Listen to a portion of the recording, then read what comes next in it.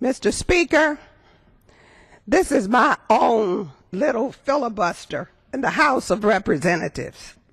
I simply cannot stay quiet when a crowning achievement for the American people is under attack. The term Obamacare was coined by Republicans in 2010 to mock the Affordable Care Act.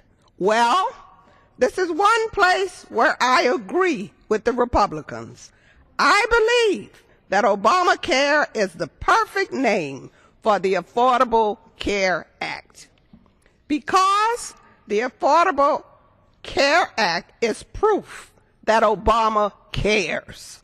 He cares about America's families. He cares about mothers. He cares about fathers. He cares about young people. He cares about babies. He cares about seniors. He cares about the future of the American people. Yes, Obama cares. We know that Obama cares because insurance companies can no longer deny 17 million children with pre-existing conditions health coverage. We know that Obama cares because 105 million Americans with life-threatening diseases no longer have to live in fear of maxing out on their lifetime dollar limits on their insurance coverage. We know that Obama cares because more than 3 million young people up to age 26 can now have coverage because insurance companies can no longer remove them from their parents' plans.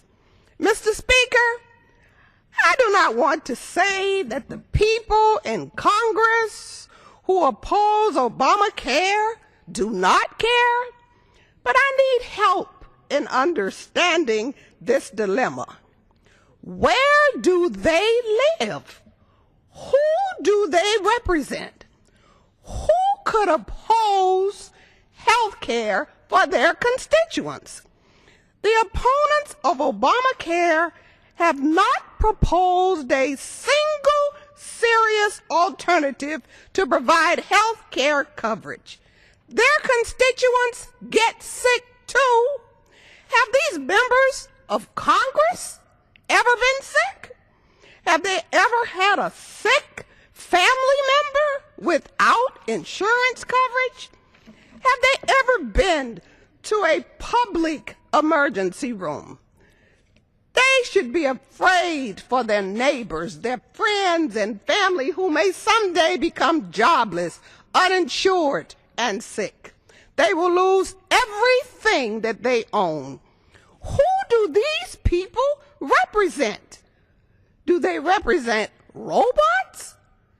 Do they feel? Do they bleed? Do they have pain? Members of Congress should be encouraging people to get coverage and expand access to health care. We can stop the crisis of uninsurance that is killing people, draining our tax dollars, and degrading our health system. Instead, too many legislators are spreading myths and half-truths about the only plausible plan that exists right now to end our health care crisis. Obamacare is not a government takeover. To the contrary, it is an improvement on our private, free market-oriented health care system. You will have choices. You will have access. If you are unemployed with no health care, you will likely get it. If you are unemployed, if you are employed with health care, you will likely experience no change. No change in your present health care coverage. If you are on Medicare, do not be frightened. You will experience no changes in your Medicare coverage. The federal government is simply making it easier and cheaper for people who have no insurance to get insured. the federal government will subsidize your health care bills according to your income status. Obamacare is trying to ensure that no one's livelihood is destroyed by a serious illness. When I was an elementary school principal, I worked to help a homeless family whose children were attending my school. The father was a professional man, an optician, whose life was destroyed when he hit his lifetime cap for health coverage because of serious medical conditions related to sickle cell anemia. They suffered. They lost everything: their home, their dignity, their health. The whole school joined in to help them through this crisis. This family was forced to work incredibly hard to survive. They would not have had to face such a hardship if the Affordable Care Act's protections were in place. We know that Obamacare is about women because pregnancy can no longer be considered a pre-existing condition. We know that Obamacare is about young people because young people, the likeliest to be involved in auto crashes or motorcycle crashes or drug use, will be insured. They are not invincible as they so often believe.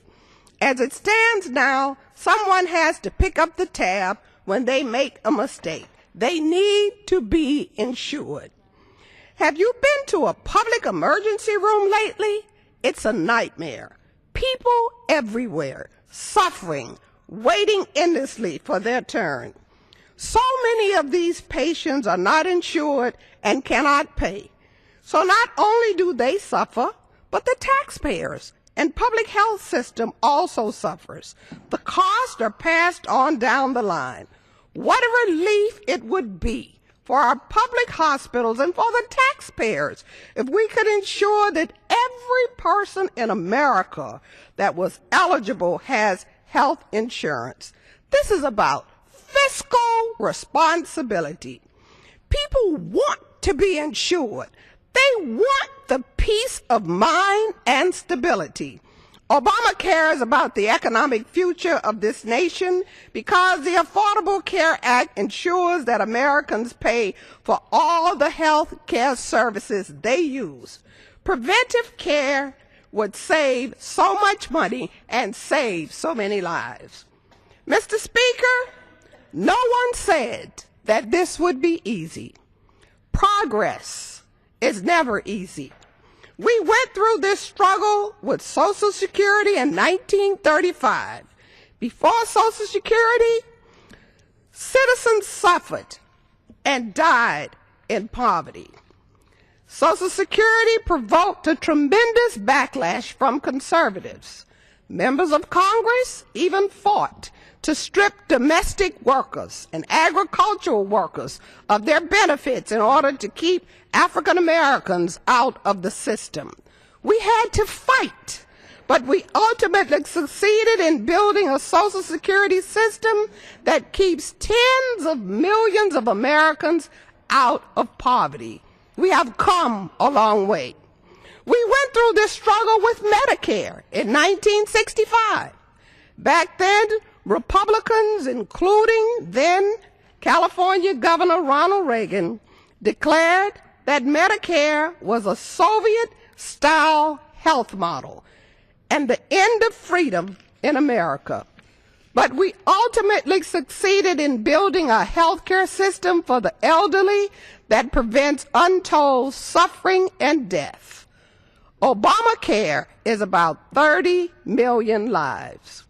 October 1st, 2013, it's about marching forward in the proud tradition of Social Security and Medicare. It's about marching toward the goal of a society that truly cherishes human life. Nobody said that it would be easy. We knew it would be difficult. We knew it would be hard. We've been here before. We fought hard and we won.